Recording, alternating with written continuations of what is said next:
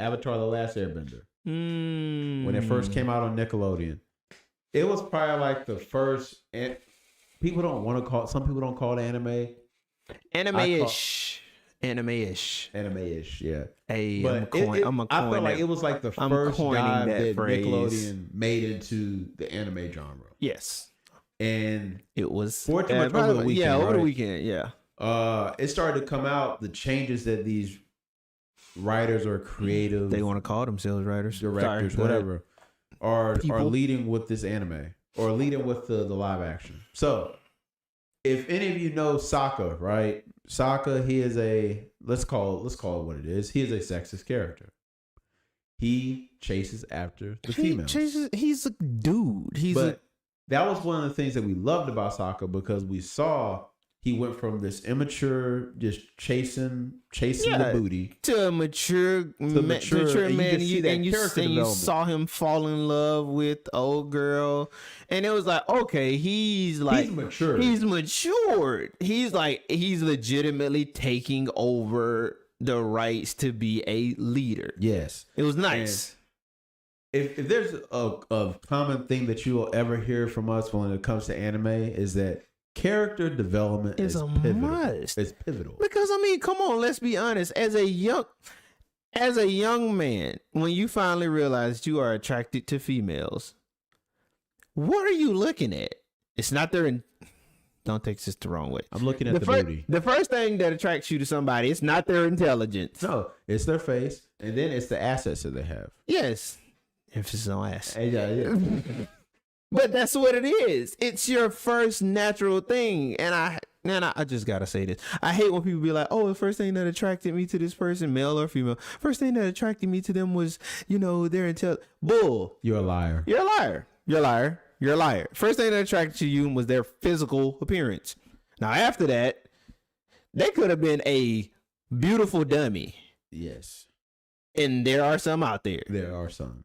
But the first thing that attracted you to them was their appearance. Sokka was no different. And I think that's why we love Sokka, because Sokka was essentially how we were at that time. And the nigga is traveling across the globe. Yes, come on. So the thing is that really pissed a lot of fans off is that now they take that element of Sokka out. He's automatically just this mature character, which no character development. So what is there to fall in love with that guy? Nothing. You know what I'm saying? You've taken away the foundational essence of why people that are in their 30s or late 30s or 40s or whatever, why they fell in love with Avatar. You're taking that away. Facts. So by taking that away, you're automatically now having us start with a negative mindset. Yep. And then this one probably just took the cake, in all honesty. Oh God. Aang. So now for those of you, if you even know of Avatar, you know who Aang is. He is the Avatar, the last Airbender. Yes. But the great thing about Aang is that he had this childish spirit about him where he knew that he was the Avatar. Yeah. But he did not want to take on that role. Responsibility. He wanted to still be a child. Yeah. He wanted to grow up, play around. Because he was frozen at what, 12? Yeah, something like that. He froze himself at 12. And even when he came out of that iceberg, his kid, he still wanted to pursue that. And it wasn't until, heck, during a little bit in the series, he was like, okay, I'm the Avatar, but I'm going to go. I want to go play. I'm going to go play. And it wasn't until he started to see what was going on around him, how the people needed the Avatar, that he finally decided, okay, I'm going to step in this role and do what I'm supposed to do. Yes. He didn't get that from no vision. No. He didn't just automatically say, boom, I'm the Avatar. This is what I'm going to do. This is my mission. No. But even when he made that decision, he was still doing childish things. Throughout the series, he was still being things. immature at certain points. He was still doing childish. He was still having childish antics and having childish and, having hissy fits and stuff like that because he's still a child. He's still a preteen. Like he's 11, 12 years old. Like I'm 11 and 12 years old. You want to tell me that I got to save the world? But like the little white boy meme. Oh, bullshit. Bullshit. No. So my whole thing is like, once again, just like Sokka, that's why we became so connected with Aang, because we saw that character growth. We were him. Because what he was in the beginning versus what he was when he fought Fire Lord Ozai, two completely different characters. We were him.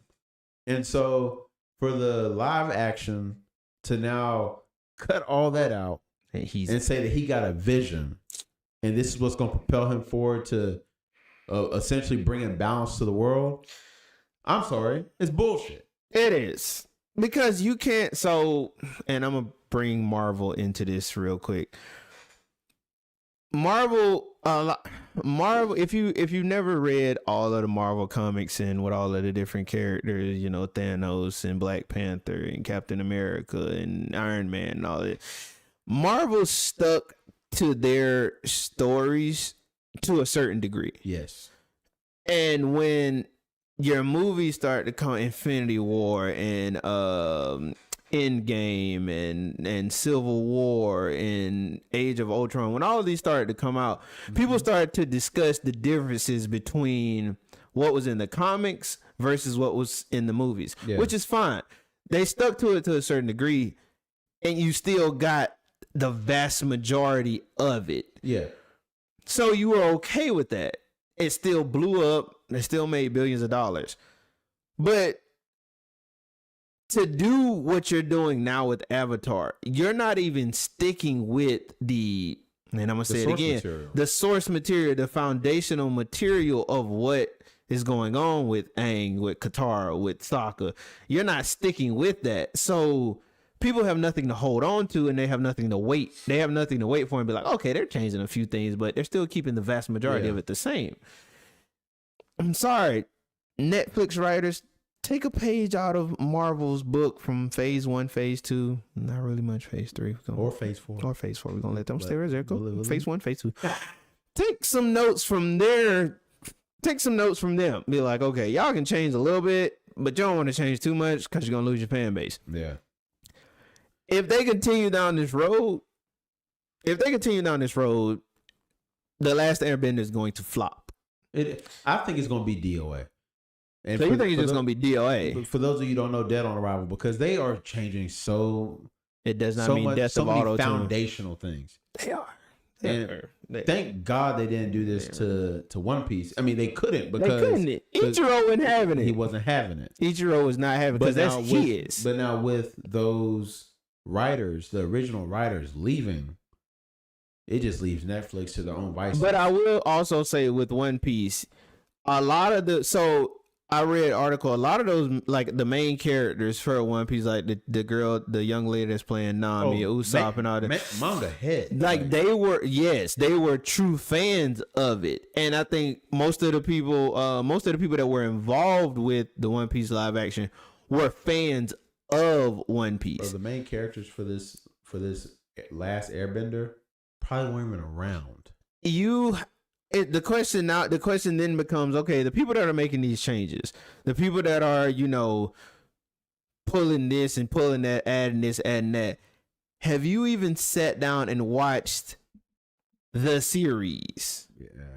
Like, let's start there, because I truly feel like if you actually sit down and if you actually watch the series, you can't in all consciousness be like, okay, I'm still going to change the character. You can't.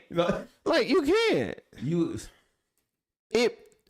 The Last Airbender pulls you in from the first episode all the way up to the last episode. Yeah. Like, you're constantly tugged in, heartstrings are pulled, and it's like, okay, this is about to go down. This is going to happen. That is going to happen. Bro, the characters were lovely. You can't change. If you watch the series, I don't care. Y'all make more money than me and y'all are more important than me. I don't care. If you watch the series, you can't change those characters. Not if you've watched. Not in good conscience. Yeah. And not for the fandom, because if you become a true fan of it, you're like, board meeting.